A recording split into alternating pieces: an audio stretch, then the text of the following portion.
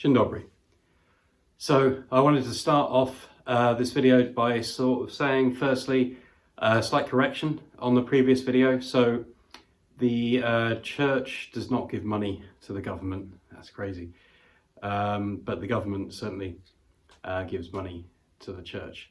Though some might dispute that, but I think we can safely say that in Poland, church authority is quite high.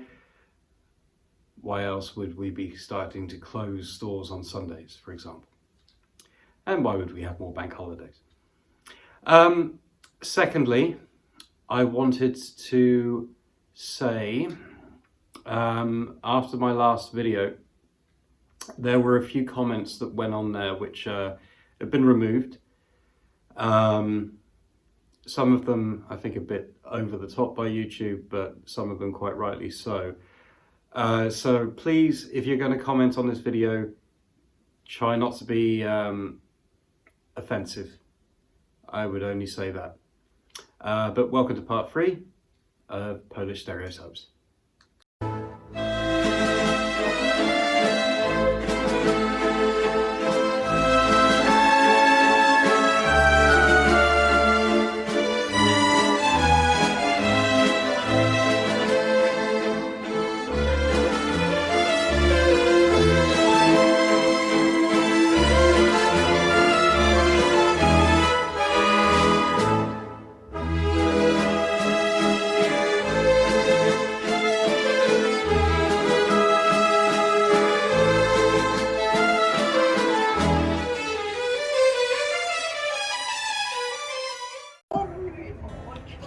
Congratulations. If you're viewing this, you have survived, 2 previous videos of this, or if not, please check out the links because, we've covered a lot of material.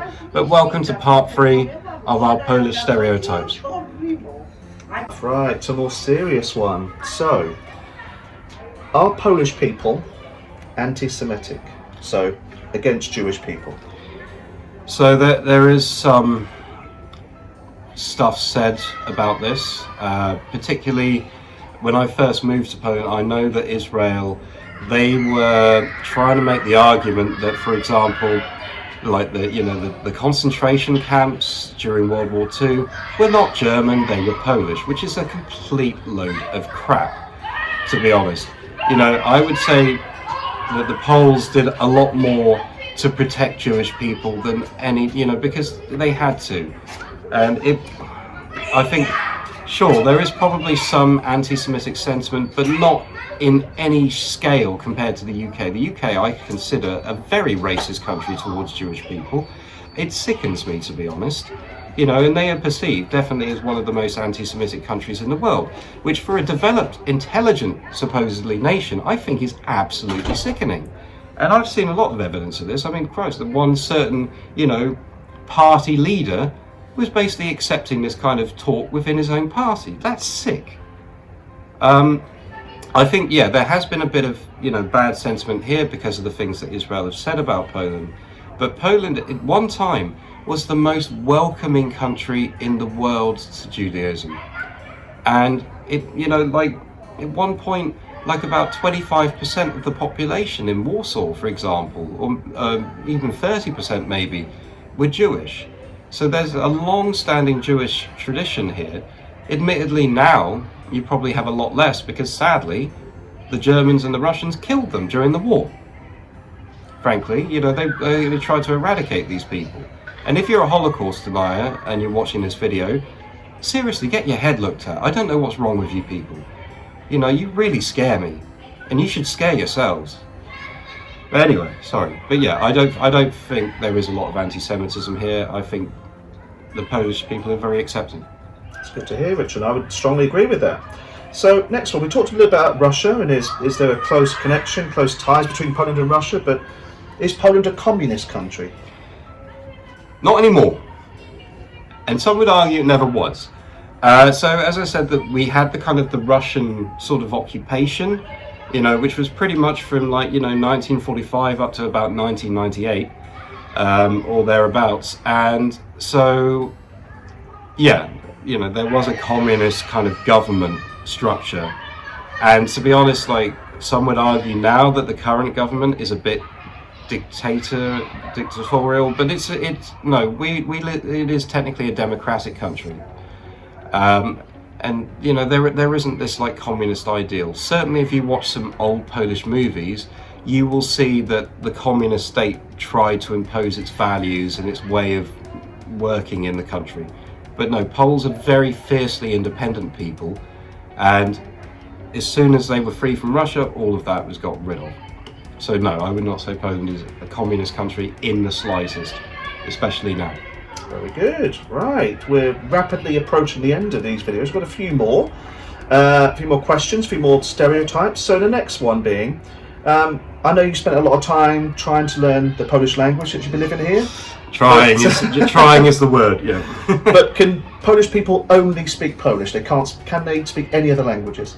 Okay, so firstly, Poland, actually, as a country, Polish is definitely the first language in Poland, and it's actually one of the highest percentage kind of thing for, you know, people who speak their own language within one country. So Polish is definitely an essential part of life here, and not everybody speaks other languages, I will say. I would say, though, a lot of people do, though typically, in terms of secondary languages in Poland, you're more likely to encounter Russian or German as a second language, you know, just based on the proximity of the countries. And of course, during the Russian kind of reign over Poland, it was kind of, they forced Polish people to learn Russian in school. So you have a lot of people who grew up being taught Russian in school. And also the languages, they're the same family, and there are a lot of commonalities. They're not the same language, but there are a lot of commonalities. In terms of like the number of people speaking English, I would say it's a bit mixed. Some people speak no English at all, or they're very shy to speak English. There's definitely, I think, confidence levels, you know, are quite low in this kind of thing. But most people I've encountered at least know some English. Some people are incredibly proficient in English. Some people are probably better at English than I am. You know, those who really care about grammar and really understand the rules. So, yeah, for sure, you know, not everyone in Poland speaks English or a second language, but you probably find a high proportion of people do, especially in the bigger cities. Maybe when you go out into the villages and things, you'll get less of that, but in the big cities, if you come equipped with English, you're probably going to be okay. Yeah, you know, I've met a lot of Richard's colleagues and friends here in Warsaw, and they've all spoke English as well as any other non-UK person I've met. And I think it's a generational thing as well. I think, you know, the younger you are, the more exposed you are to Western or American kind of culture and music and films. And of course, you know, the more you exposed you are, the better your use of the English language. So yeah, it's yeah, I mean, to add to that, like I would say, like, the accents are quite mixed. The only people I know who have like a kind of British accent when they talk are the people who have actually lived in the UK. A lot of Poles, they actually have more of an American accent. And I think the large part for this is a lot of people have learned, or they've practiced their language by watching films and TV series. So that's probably, you know, where a lot of those accents have come from. Cool. Not only two more to go, two more stereotypes. So the next one being, is it really cheap in Poland? So this is a bit mixed, totally. So obviously, you know, Poland has its own currency, zloty, which is a lower value than the euro. You know, it's maybe roughly 1 zloty to every 5 euros, no, 5 zloty to every 1 euro or 1 pound, roughly. You know, it fluctuates up and down, but this is what I do in my calculations. It's probably more like 4.5. But anyway, so, you know, we get paid in zloty. I would say the average wage in Poland is lower than, say, in the UK when you equivalize, you know, the currencies. When you're in the shops, food and drink is a lot cheaper here, for sure.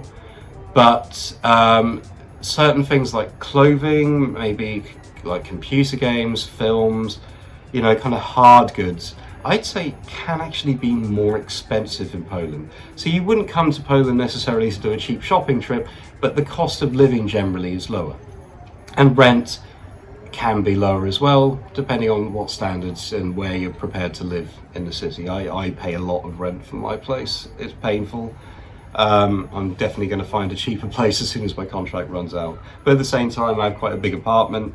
I have a very central location, so I kind of, I'm getting what I pay for, but I'm being ripped off completely at the same time.